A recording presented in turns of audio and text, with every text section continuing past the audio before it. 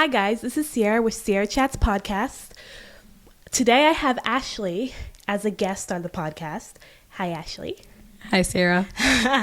And we're just gonna talk about life and different things and kind of hear her story, how you got to where you are now versus 10 years ago or whatever. I don't know. Anyway, let's chat. So, Ashley, how was your day? It was good. It was good. What'd you do? So this weekend we actually surprised one of my best friends, and we did a girls' getaway at an A-frame cabin. It was surprises after surprises after surprises, and so we slept in this morning, hopped in a hot tub afterwards.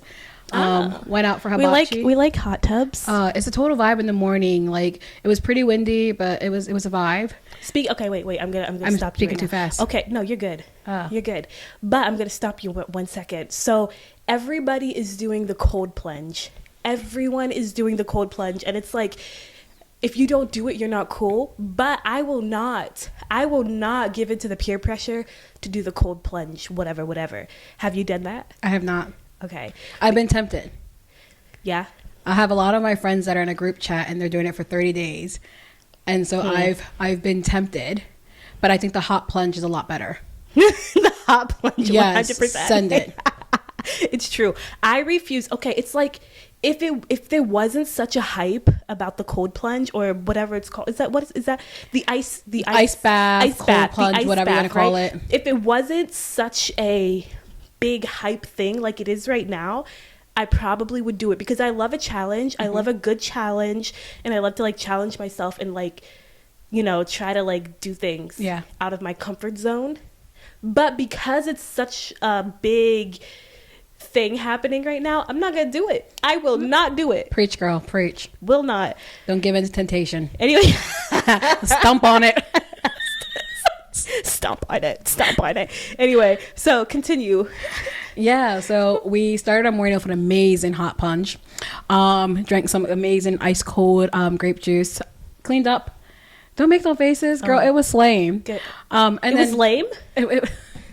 She said that her iced grape juice was lame. I never said lame. You did say I lame. did not. I actually said slaying. Oh. And then I realized, why did I say that? Okay, she said slay. She did but say slay. It was good. It was good. Mm-hmm. Then we went hibachi grill. Mm-hmm. Then I drove an hour, 20 minutes to the mall, did some shopping, and here I am. And here you are, sitting with me in my office. Yeah, something like that. The room where I do podcasts and editing stuff. Yeah. So, you have, such an interesting story, right? So, you grew up in, the city, Lancaster City, right? Something like that, yeah. Ish, kind of, or maybe the outskirts of the city, right? So, most people know me as growing up in Lancaster City, so I guess technically I did.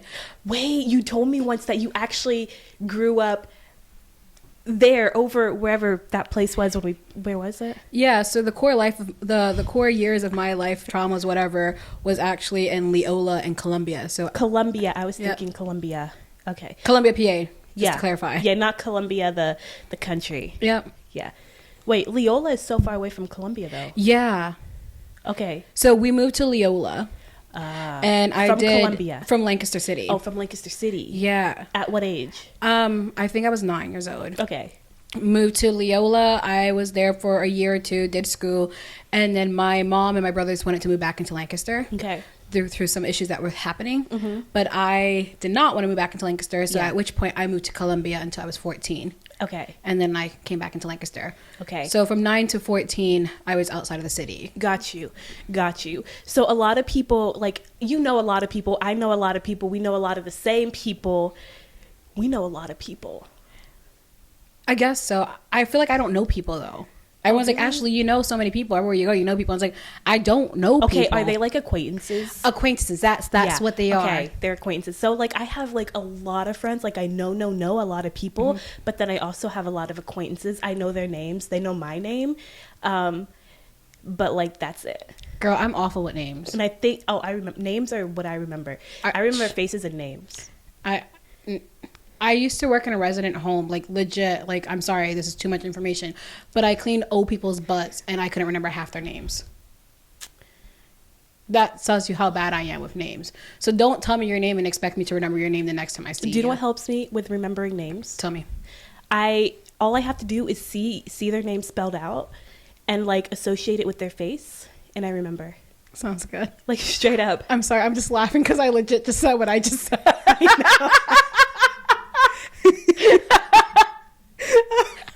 Anyway, okay, moving on from old people's beds. Yeah, forget about that. Hey, disregard that. Hey, that's a job that needs to be done. It is. And right? I think that position, people undermine it, and the labor that goes into it does not match up with the pay that we get. And like, oh no, I will speak for that one. I would defend people, RAs, resident A's. Like, yeah, that's a tough job that I've never done, and I don't think I could ever do it because I can't. I don't think I could. I actually have a lot of back problems because of that job. Oh, bummer. I'm sorry. Yeah, and I got stories for days to tell for days, but not today. But girl got stories. If you want to hear stories of Ashley's time as working in a residence home, let me know.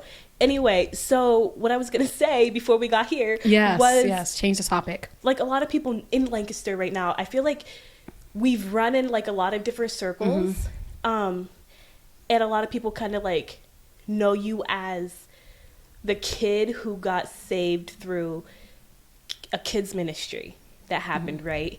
And you ended up in like a conservative setting. Nothing against conservative settings or anything, or like super conservative people, because I know quite a few. I have Amish friends, I have Mennonite friends, I have, all types of friends from like different denominations and communities and whatever, and I love them and they're amazing and great. Like, this is nothing against anyone or any denomination, right, or conservatives, right? But you went from like a city girl to kind of being thrust or put into, or I shouldn't say that.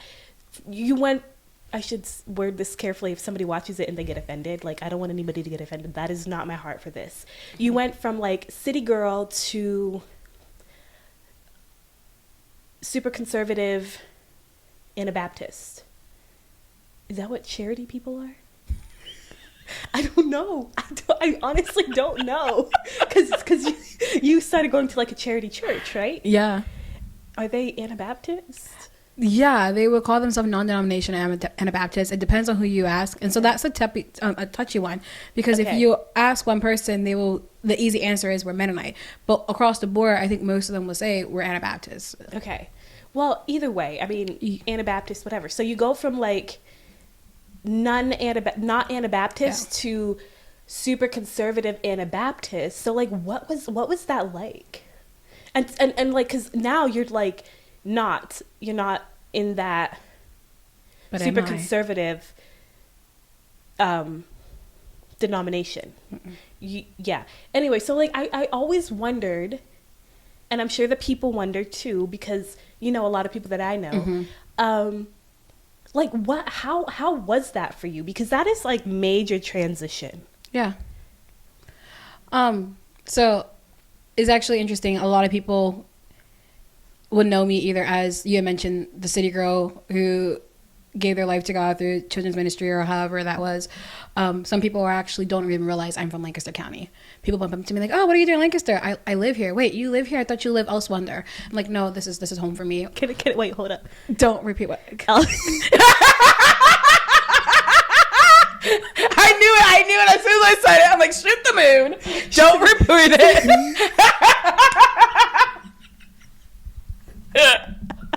Let's stop. She said else wonder. I'm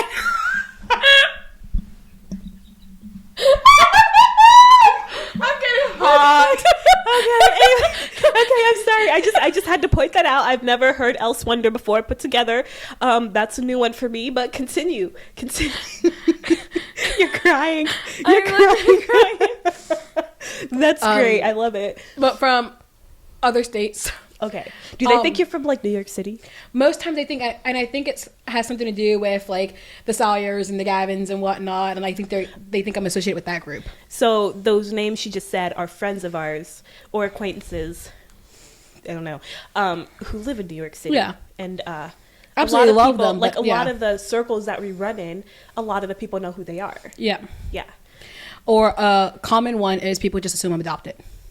Oh. Because why is a Hispanic girl wearing a covering and a dress or whatever? Like, she obviously has to be adopted. Yeah, I get that. I understand that. Yeah. But no, so just wanted to throw that interesting fun fact in there. Like, Yeah. But the transition, like, was it hard, or did you feel, I should say, did you feel accepted, or did you feel like people kind of cast glances at you or kind of had certain opinions of who they thought you should be?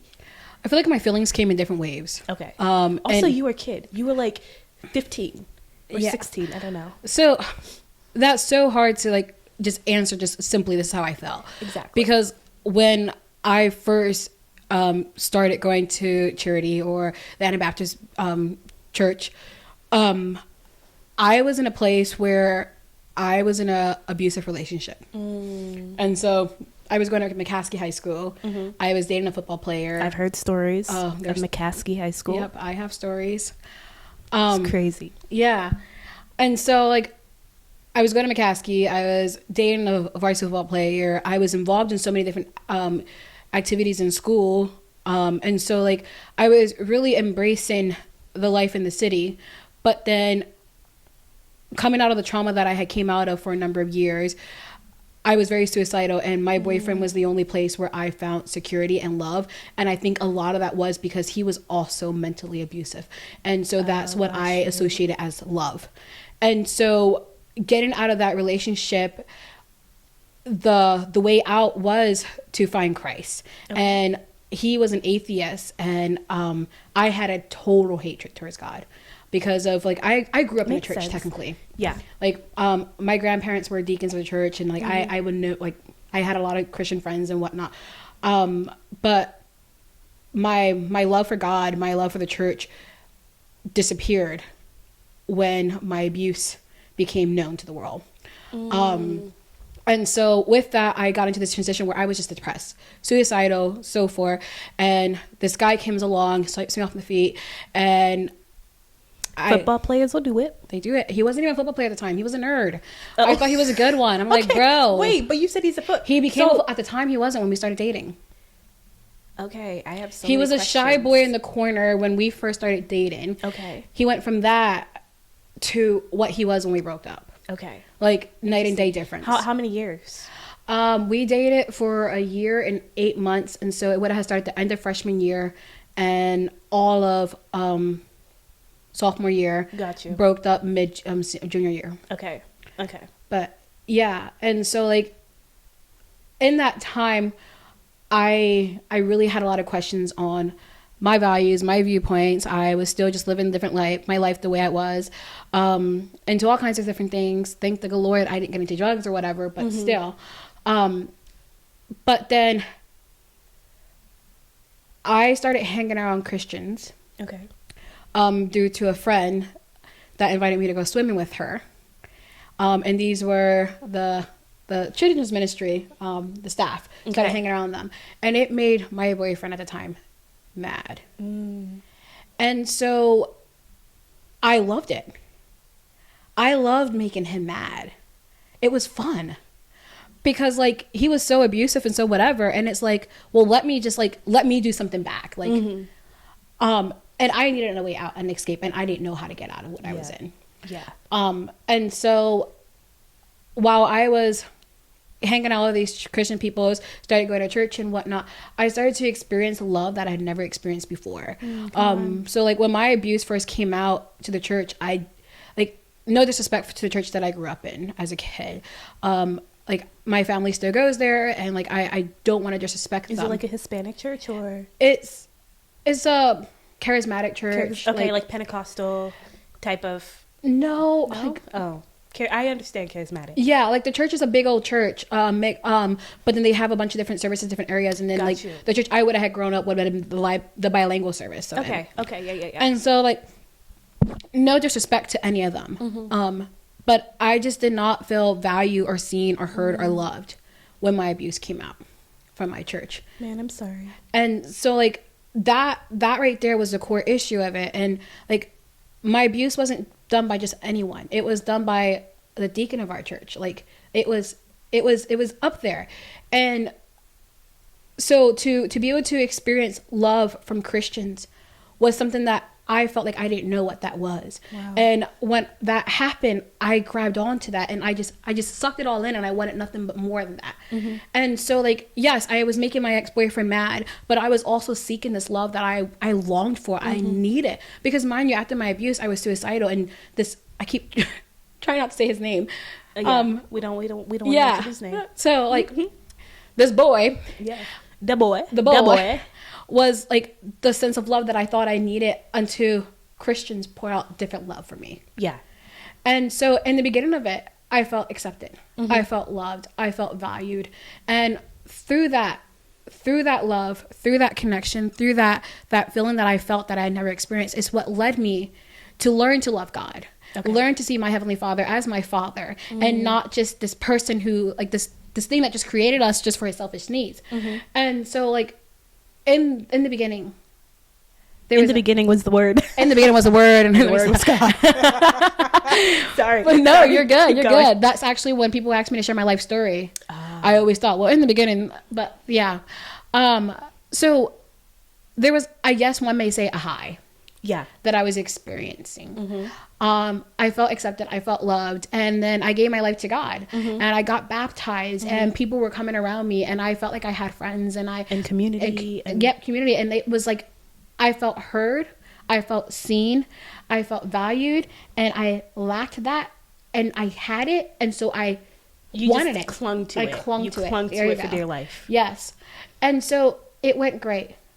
But the moment it all changed is once you're in it for so long, you start to become like them.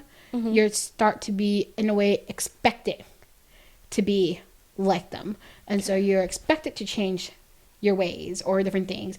And some people are expecting that, while other people are not expecting that. And so there's judgments and there's disagreement. And it's like, well, how come Ashley can get away with this, but we can't? But Ashley's been here.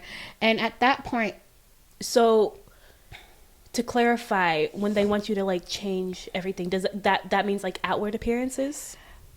Yes. And they expect you to be a certain type of way? I want to be careful what I say. Yeah, we want to, like, and so be respectful to, you know. Like, I love the people I was involved with, like, the ones, especially the ones I still connect with today. Yeah, and, like, I don't want to talk trash about the church, nor do I want to, like, say my experience was an awful experience, because that's not at all what it was. Yeah. But there's that sense of pressure, that sense of, like, it wasn't necessarily like outward, like, Ashley, you need to dress like this way, you need to do that. Okay. But it was like, your skirt is a bit too short, you know, I know you have a purity ring on, but you need to remove that ring. Okay. Or like, maybe you shouldn't wear this color covering. And so, like, it wasn't directly like, you need to dress this way, you need to look this way, but it was more like, or it was the aspect of, people weren't necessarily allowed to hang out with me one-on-one per se, or like, I want to be careful on that. Stop, Sierra. Like, I'm sorry. Okay, but no. I do have some memories. They weren't allowed to hang out. Let's finish that thought. Was it because they were afraid you would influence them? It wasn't them. I thought it was the parents. But I do have some. That's what I mean. I do have some memories in the early days that, like, my friends were allowed to hang out with me, but only if other people are around. Oh. And it wasn't like. That's really sad. I'm sorry. Yeah, and so, like, those are things that to this day, they affect me. They hurt me. They were hurts. That's a deep wound. And like, that's like a stab in the heart, man. Exactly. And or so, I would feel like that anyway. Yeah. Yeah. And so, like, it was nothing ever directly said to me. Yeah. But almost like that expectation that you know is kind of expected, and just like, or like whispers amongst your friends, and like it will get to you, like, oh well, like. And then also kind of like the whole peer pressure. Like, you're around these people, like, you tend to start to look like them and whatnot. And I think a lot of it started to, like, I had gone to Africa for 3 months. Yeah. During the Sent One mission training, which everyone in the charity circles knows what that is. I don't actually know what that is. But like, it is, as like, someone who's done full-time mission work for like a while. It is the charity thing. Like, okay, I have no idea. Like, never heard of it. Everyone does it. We were actually just talking about it today during lunch. Like, if you're in the charity circle, most likely you've done it, or you know a lot of people who've done it. Okay. And so, like, in there, when I went, there was strict dress codes, either jumpers and like polo blouses, long sleeves kind of thing. And so like I made all my jumpers. Okay. Girl sews. You sewed. Yes. You sewed your clothes. I embraced it. That's amazing. And so like I think a lot of it too, like I had already done the 3 months of that. Okay. I already soaked it all in for the 3 months. Yeah. So to come back home and then flip over almost felt wrong. And so What do you mean flip over? go back to Ashley, the city girl. Oh. After 3 months of embracing, like, Okay. and there were so many people that supported you, like so many people that stood behind you, and like, yes, let's send Ashley to Ghana. Let's do this. Let's stand behind that. And I remember there was like a bunch of like not totally sure, like I'm not sure the typical charity person to go. Like I was a city girl, Yeah. and so like that put pressure on me, if I'm honest. Like I believe in this, and like I want to make it very clear, like the whole aspect of the head covering and the whole aspect of dressing modesty, those were a conviction that I had personally myself before I started going to charity. Yeah. But it was the way it looked Got you. was the pressure that I felt, not the fact that I had to wear something on my head or that I had to dress modest. I just, the way it actually looked. Yeah. But so to go and experience 3 months of dressing how you're supposed to come back and like try to figure out, well, how am I? Like, how do I actually want to dress? Yeah. That was the part that it just felt wrong to just go back. And so you just kind of dig yourself a deeper hole and just start to mold and become more like the people around you. You do what you got to do so that they don't cast judgment on you. I think so. And I mean, not to say judgment, but not to say that in a harsh way, but like I've heard like some other people, they ended up just like doing what everybody wanted them to do, because if they didn't, then they felt judged by some people. I wouldn't go to the aspect of that was my motive of it. Yeah. If I'm brutally honest, I think some of it was selfish. Because I want it to be loved. Yeah. I want it to be accepted. So you did all the things. I want it to be valued. So that you felt all the things. Exactly. Gotcha. And so I can't blame the church for me doing the things I did. I blame the fact that I felt like that was the only way I would be accepted. Got you. And I wanted nothing but to be accepted. Yeah. And so I molded myself into that. Gotcha. And so when they told me your skirt is too short, then I made sure my skirt was not short because I wanted to make it all the way down to your ankles. Your next skirt went all the way down to the ankles. I don't remember the last time I wore a long skirt actually. I kind of just stopped that, but like, yeah, I laugh when I look at pictures of my dresses.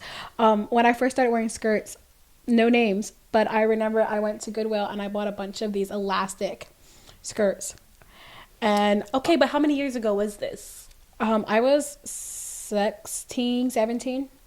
So like 10 years ago? I don't know. We're not going to give out my age. Oh, so 10 plus years, 10 years ago, give or take. Also, style back then was completely different, right? And people did wear more skirts back then. Yeah. As a whole. But no, let me finish telling you about my skirt though. These weren't just any skirts. Oh, okay. They were elastic. Okay. Like 3 yards, 4 yards put into one skirt. Like when you spin, they spun. Like these were grandma skirts and they had pockets, big pockets that you can hold a freaking refrigerator in it. And I was so proud of my skirt, girl. I was proud of this skirt. I remember one of my guy friends like, Ashley, why are you wearing a grandma skirt? And I was like proud of this thing. It was like, at least I'm wearing a skirt and not no skinny jeans like I was last month. Like, but I really kind of want to see what the skirt looks like. I don't think I have a picture, but I can dig for one. But like I can picture the one skirt was a black skirt, and then it almost looked like, the only way I can describe it right now, it looked like a hot dog, a blue hot dog with a white bun. And like it was like patch all around the skirt, and it had massive pockets, girl. But yeah, wow. And I was proud of the skirt because before then I was a tomboy. Yeah. Like, girl, you find me in sweatpants, basketball shorts, and skinny jeans, and that was all I wore. And so for me to actually wear a skirt was huge. And so like I took ownership in that skirt, and I bought that skirt. And you were proud of it. And I was proud of it at the time. At the time, I was proud. So let's talk about, because you're no longer in that setting. you kind of came out of that setting. So, like, what was that like? Because that's, like, another transition again, right? Yeah. So it's like you're, like, not an Anabaptist or Mennonite or anything like that. City kid from Lancaster, from wherever. You join a very conservative Anabaptist / Mennonite type of organization, and then you're in that for like 10 years, give or take, and then you leave that again. That's also, that can be hard too. So I didn't just leave. It wasn't like I decided one day I'm walking away. Yeah. So my transition of leaving was actually really, really hard for me. I actually was just vulnerable the other day, and I posted a little bit something on Instagram about just the rawness of a lot of changes that I've had in my life. I saw that post. And how it put me through some depression. And you're one person that I reached out to over that time, and you know what was going on in my life. I'm grateful. Let me not get emotional. It was a dark time. It was a really dark time, and I think a lot of that too was just the transition of leaving. Yeah. So I went from being really involved in my church, leaving what I was in, and then putting everything, my life, my identity, everything I knew into this church. And I wanted to be loved by this church. I wanted to be accepted. And I'm not saying I was never accepted. Yeah. You did all of the things to feel that love and acceptance, because when you did all of the outward works, or, you felt it. You felt the people love you and say, oh, goodness gracious, Ashley, you're amazing, all these things. But there's something about doing outward works and feeling loved, but it's a surface level love. Exactly. That's not the heart thing. And that's the thing that I don't think they understood. Mm-hmm. What you were seeking for and longing for was genuine love. Exactly. Because you had a hole in your heart. And I believe they loved me, but genuinely loved me and valued me and seen me as equal. Yeah. That was what was lacking. Okay. And so I did a thing. She did a thing. I do a lot of things, guys. I have some crazy, Don't we all though? Tell me. Whew. So I actually went and I did a mission training internship. Okay. In New York City for 9 months. Yes, I remember that. And in that time there, it was actually really rough. I had been around the Anabaptist circles for 9-8 years, give or take, at this point in time. Okay. And so, like, I've known, like, I've done so many mission trips with the Anabaptists and whatnot, but it's so different leaving, like, a charity circle group and going to another circle group, like, the way they view things. Oh, so this was not charity. Okay, what was it? It was a different Anabaptist group? It was DNI. It was BMA. She said DNA. Stop! DNA. Oh no. Okay, I don't know. It was BMA church. Okay, I heard of BMA has a ministry called DNI. Don't know that, but anyway. And it's a big ministry, and so DNI has, I think, IGO or GTO. Okay, I know. I've heard of those. Okay. And so they have a ministry in New York City where they have a 6 weeks course where it's called MTC Mission Training Center. And they have a course, LTL, long-term orientation, where they train you to prepare you to go serve long-term overseas. Okay. And so it's an awesome opportunity and like a lot of great training. Like I will preach on that, like the training and everything. She gonna preach. I gotta preach. Let me stop. Preach. I will speak on that. Yeah. And so like classes and everything were really, really good, and it's also very stretching, and it's just the perspective of it is very eye-opening. Like we go through the book of perspective, which is a thick book. Okay. But it was a whole different world of Mennonites. Oh. That I was not used to, and they were not used to this. See, okay.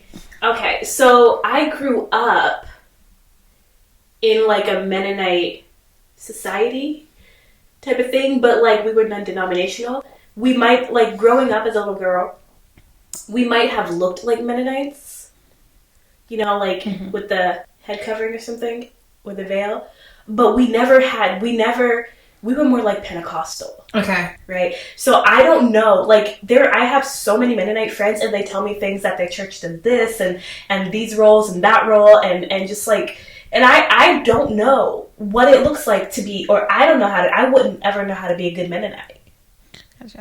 I'm the wrong Well, person. Yeah, I know, exactly. So I never grew up in like Mennonite culture. Does that make sense? Yeah. Because we were always more like Pentecostal, but because we looked like Mennonites on the outside, you know, like You were skirts assumed to know. people just assumed Mennonites. So we would, I can relate. as like a 14-year-old, like 15, people would say, "What are you?" And I'd say, my siblings and I, we would say we're Pentecostal Mennonite, and then people would say, "Oh, what? What is okay. this?" But like they understood that, Yeah. right? Gotcha. Yeah. So my experience there was not the smoothest experience. I'm sorry. And it was over COVID. Oh, COVID! New York City, COVID, lockdown. Hawaii was crazy, man. Really? It was insane. Yeah, like, you couldn't go anywhere without the vaccine. You couldn't do anything. Everything had their limitations. You had to have masks on. You had to have vaccine. Yeah. Like, We couldn't leave our house for weeks. And if we did leave our house, the only people we could be associated with were the people in our house. direct family. Yeah. Yeah. And so, like, yeah, like it was a rough time for everyone across the board. Like, it wasn't just me struggling. And so you add the whole aspect of you're living 9 months in a basement with no windows in your bedroom over COVID, and you're learning to interact with a new people group. And this new people group is learning to interact with you, but you feel like the total outsider. And so, like, I love New York, and I had an amazing time. There's a lot of rats in New York. Shut up. I don't look at the rats. I look at the hearts of people in New York. With The people that, I have really good friends Yeah. that I know in New York, but the rats, man, so the you're talking about rats. Manhattan. Like you just go to Queens and you take the trains and go places where everything's above ground and you're set. Okay, continue. But I absolutely genuinely loved my time in New York in the aspect of what I did ministry wise. Yeah. Connection wise, I struggled so much. Like, it was rough. Like, I would literally be up all night and sleep all day kind of thing. Like, I struggled. And so, going from that towards the end of that, I longed so much the aspect of coming back home to Lancaster and finding my community again. Yeah. I longed the idea of, I'm going to come home, I'm going to see my people, I'm going to go to my church, and I was excited. Girl, I changed, like, my viewpoints, my value. I started wearing bigger coverings. Like, I wore scarves that came up to right here.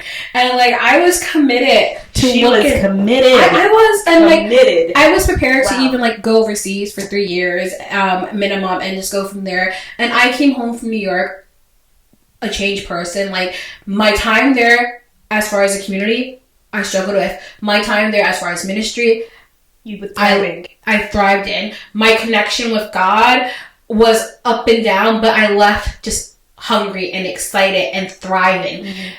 And then I come home.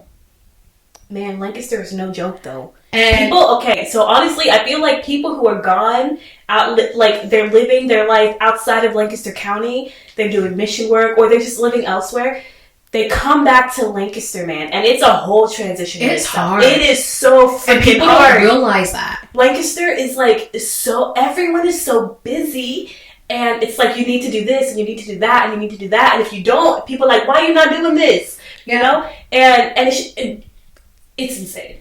Yeah. So I came home and pretty much, like, when I was in New York, I grew a lot of insecurities on how I connect with people because of some of the issues that I had when I was in New York City. My connection and my personality was this or that or the other. And so I came home with insecurities in that aspect already as it was. And so you get home and your friends, for 9 months, you weren't around. They move on. So they move on. Like, they're not just going to sit around and wait for you to come. Like that's obviously not going to happen. But you can't come back in and jump to what you thought was normal because, like, you've personally changed. Like, you've gone through your own issues. And, like, not only that, but I have baggage that I'm carrying with me. Like, I have joy that I'm willing to give, but I'm also carrying baggage that's weighing me down.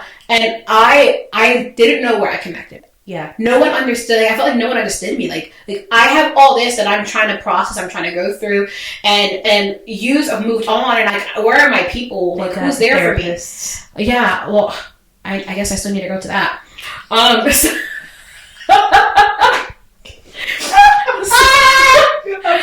So like, you had that coming home, and I felt lost. Yep. like, I was born in Puerto Rico, but besides being born in Puerto Rico, Lancaster County has been home all my life. Yeah. Like, I moved here when I was 7 months old. Like, this has been home. And I've never felt so lost in my own home. Mm-hmm. And that's just the reality. It's easy to happen. It was so rough. And through that, like, I was just like, what do I do? And I was encouraged that maybe it's time for me to move on. Yeah. Maybe it's time for me to find a new church. But mind you, when I came home from New York, like, I literally drove home from New York, prepared to embrace myself, thrive myself, and more with my church. Like, church was where I wanted to be. Charity was home, and that's where I was going to go to. Mm-hmm. I did not come home expecting to leave. It wasn't a thing that I worked with the courage to leave. Mm-hmm. And so I think that was the part that was hardest. Because so many people that leave their church, it's kind of like over time, gradually, like they're feeling like this is where God is calling them to leave a church. Yeah. But for me, like, I thought God was calling me to my church. Okay. And it was like suddenly like, no, you don't belong here. He called you elsewhere. You need to go. That season is over and done with. And so I didn't know what that meant. Mm-hmm. And so, like, I was like, well, then maybe I move into the city. And so, like, I lived in a home with a few other girls, and we just disconnected. And those other girls were on mission trips, and they had their own stuff that they were processing coming home too, and their own baggages. And so we were all carrying baggages. In a house with a bunch of girls that are carrying baggages, it don't go together. And so, like, it doesn't. No. Yeah. And so I moved into Lancaster City. I lived out in the country at the time. Moved into Lancaster City, and I was looking for a church. But I went looking for a church because what I thought I needed to go to. I thought I needed to go to an Hispanic charismatic church.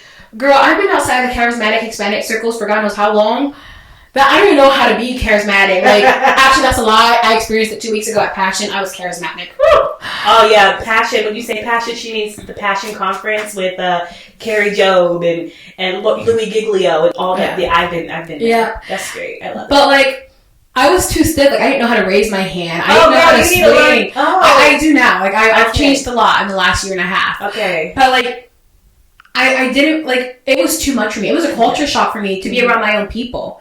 I experienced culture shock around Hispanics. I understand. And so, like, you're trying to find a church and you don't know where you belong. Yeah. Your people who you thought are your people for the last 10 years, you don't feel like are your people. Yeah. But your people, as far as your nationality people, you don't connect and you don't understand. Mm-hmm. And you don't even know how to get yourself out of there. Like, I'm an extrovert, as people think. But I'm actually, as people think. I'm not. Like super extroverted. Yeah. I'm not. Like, it is not like I can go up to someone and be like, hey, ma'am, like this, that, and the other. But like this, that, and the other. Stop! I can't go to new parties or new settings or new churches by myself. Yeah, like, you invite me somewhere and I'm gonna, like, who's all there? Can I drive with you? What time are you getting there? Can I walk in with you? Yeah. Like, there's a lot of that. Totally understandable. And so, like, for me to be for a lot of people. Yeah, but like, people think I'm the life of the party. Like, I just come in and I'm like jolly, and it's like, everybody always says I'm the life of the party, but like, there were moments where I'm just like, bruh, I'm shy. And they like, girl, you're lying. You was lying. But there are moments where I'm like, man, I think I'm shy. In my mind, I'm shy. Yeah. But people have this expectation of you always being bubbly and being the life of the party and starting the conversations and all the things, so you do that. Yeah. I love that. But there were moments where I never realized until COVID hit that I have an introverted side of me. That was the very first time there were moments where I was introverted and I was like, okay, just being at home. Yeah. For a day or something. Because I was always doing the things. No, I get my energy on my alone time. Like, people take I still get my energy from people. Okay, that's not my case. Like this week I was stressing out because I'm just like, I'm going to be with people every day. I have no day to myself. Mm. Like, I was honestly stressing out about that. Yeah. But now I have tomorrow evening free, so... Okay, but did we finish your thought? Yes, I did it because we keep interrupting. I honestly, can I just share my biggest pet peeve? Yeah. People interrupting? Yes. That's me. I'm sorry. Yeah, honestly, my friends are going to watch this. My friends are going to watch this and they're going to die with how much grace I'm giving you. Because inside I'm low-key dying. Okay, but like, I want to clarify something so people know. But I lose my train of thought. Oh. And then yeah. Girl, I'm getting old. But I'm getting you back. So, you're getting me back? What was I saying before we got on this intro? I don't know. Bro. We were talking about... So, no, the whole aspect of, like, I came home and I couldn't find my place. And so, that really made me realize how much I devoted myself into being something that I wasn't. And so I went through a whole identity crisis. Yeah. Like, who am I? What are my people? Where do I belong? What do I believe? And it's like it's so hard. Yeah. So dark, and just so like, and it just led to changes after changes and changes after loneliness and loneliness. And so yes, I'm not a person that will just, if I go to new events, I have friends that can witness it, like that can like speak on this. I will freak out. My whole entire drive to the event, I would like, can we just turn around now? Like, I'm done. Like, I don't want to be there. Like, can we go? Like, literally, doesn't matter what it is. That is me. And then once I'm comfortable and I feel okay, I'm accepted. I'm okay here. Then I'm free. But it was hard to find that and then find a new church. Yeah. And then find a new friend group. And especially when you live in Lancaster County and you have a lot of acquaintance. And so you know people. People know you. Go to literally any church and you'll know somebody. Yes. But there's not that relationship that's established. Yeah. And one thing that I learned about Lancaster County is a lot of people, their friendships have been friendships since they were kids. They went to school with them. And I'm so jealous of those people who can just come in and make friendships with no problem. Like, they just moved to Lancaster County and they have friends. Because, like, I've been in Lancaster County for years and it's so hard to do that. Like, I have some solid friends, but a lot of my solid friends are not in Lancaster County. Yeah. And so, like, that was a big challenge for me to accept, because for 10 years I thought I had my people. Yeah. And it's like, where are my people now that I'm going through this? And yeah, I'm seeing Anne so much, bro. Yeah, and so that that transition was probably one of the hardest for me, and it's still something that I'm learning to navigate through and to recover from. And like, I recently found a church where I enjoy, but it's definitely taking me out of my comfort zone and to try to find. Yeah. I wasn't going to interrupt you, but I was going to say, being taken out of your comfort zone is so growing. It is. It's so needed. But being taken out of your comfort zone and not feel like you have a solid community around you to do that is so hard. And so, like, I love every single one of my friends that are in my life. Like, don't get me wrong with that. But I long for more of, not elder, but accountability, relationship, with a mentorship with an older person. Which don't even get me started, because I'm gonna talk about this on another podcast. How there is such a disconnect between Gen Z millennials and the older generation, right? There's Generation X, there's the baby boomers, and then the silent years, which I think they're all kind of like, kind of RIP, right? Yeah, but there's such a disconnect between these generations. And I'm like, how can I be so? Because I need those older people in my life. Like, I love sitting down and just like listening to these older women speak life, or like talk about their life experiences, you know, and I can ask some questions.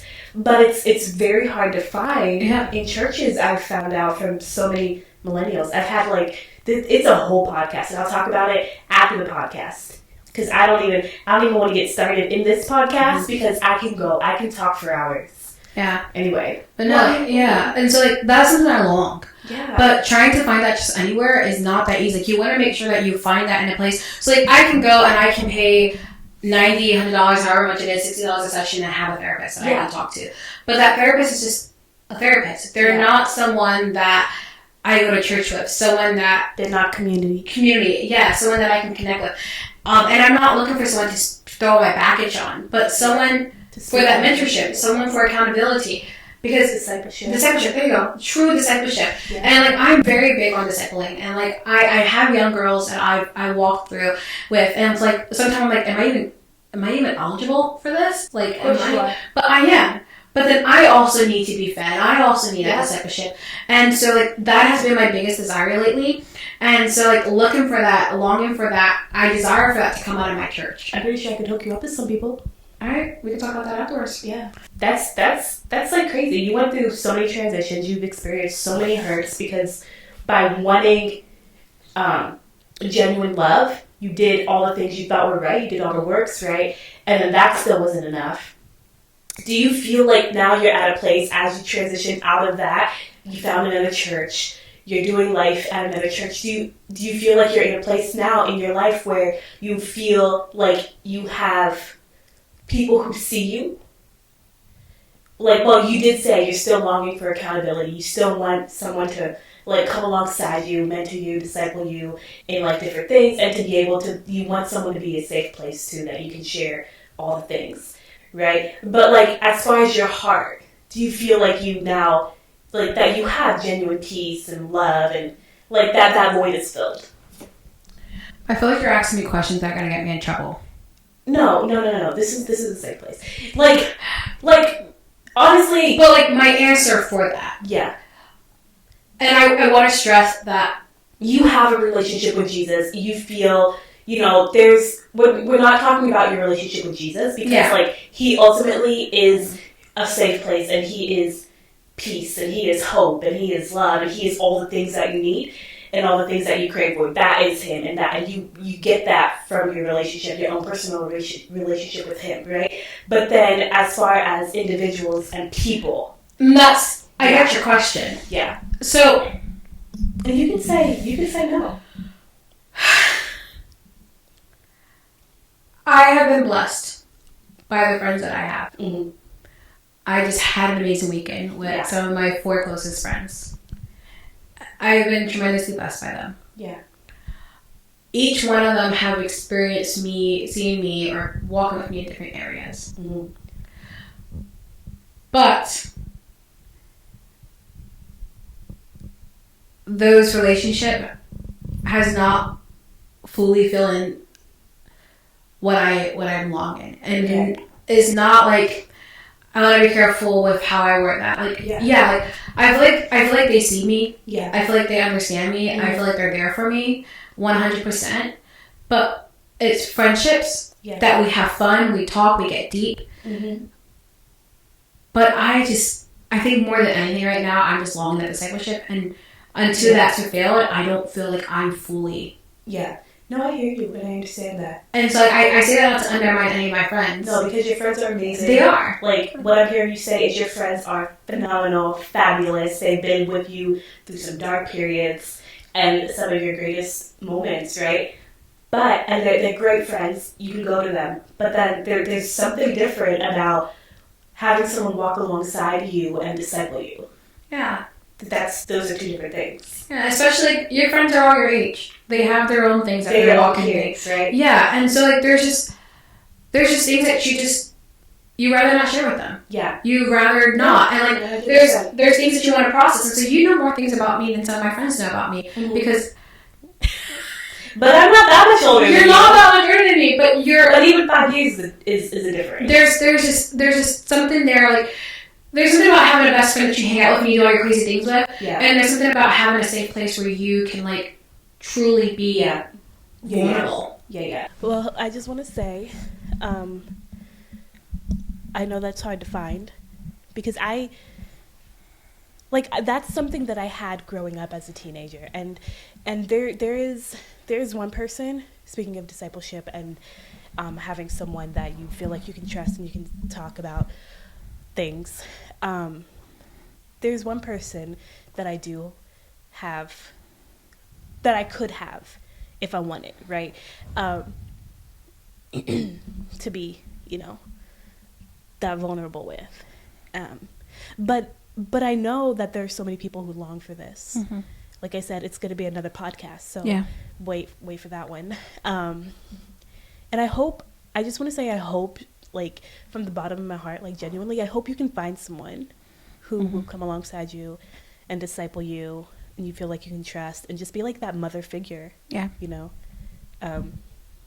So yeah. Yeah. I think one thing that I've learned in the transition and everything, I never really thought that I needed a counselor or a therapist or a mentor. I always thought, Jesus is enough. Like, you just take your problems to God and like just talk to him about it and you're fine. But when I was in New York City, I got news that shattered me. And I think just the realization that I never really had, like, I talked to God about it and I brought it to Jesus, but just that physical touch, that physical hug was something that you don't get Yeah. without going to a safe place. And I think it was just that longingness of that made me realize, like, I needed more. Yeah. Not that God is not enough. Yeah. But you do need that community, that discipleship, people. that people. And with that being said, music is a thing that I connect with. I love listening to music that I feel like I can connect with. And I feel like God speaks to me in it. Yeah. And so a while back, I was listening to, I don't have a playlist I listen to. I honestly let my Spotify pick my music. Yeah. And so a while back, I was listening to music and I was just really, really struggling. This is towards the end of like my season of depression that I was going through this past summer. And a song that came on was Known, Seen, Loved. Okay. And it talks about how I've been breaking down. I've been trying different things. I thought I wanted justice. I thought I wanted peace. I thought I wanted this or that, and the other. And just started going through the list of what I felt like I thought I wanted. Yeah. But the reality of it all is all I truly, deeply wanted inside was to be known, was to be seen, was to be loved.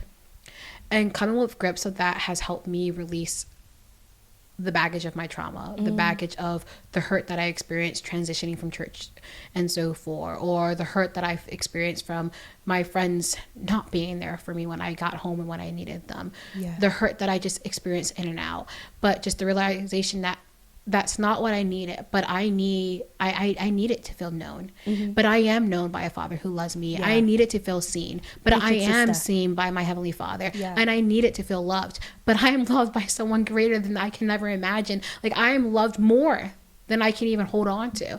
And it's a daily reminder that I am known, I am seen, I am loved. Yeah. Amen. She done preached a sermon right there. Stop, she said. Stop. But yeah, no, wow, that's amazing. Thank you so much for taking the time to sit here in my office, in my little corner here, and just talk about what it was like to transition from one thing to the next, because you've experienced a lot in life, a lot of deep hurts and how you just kind of like came out of that, right? So yeah, thank you so much. Yeah, thanks for having me. It was honestly a great honor. I was so surprised when you reached out, and I was like, "What?" She said, "What?" But no, it's been really good. I know that there's so many different areas that we can talk about and we can reach. Oh yeah, so 100%. Yeah, this has been good. Thanks. Yeah, absolutely. Yeah. All right, I will see you guys in the next podcast. You might want to subscribe so you stay updated. All right, peace.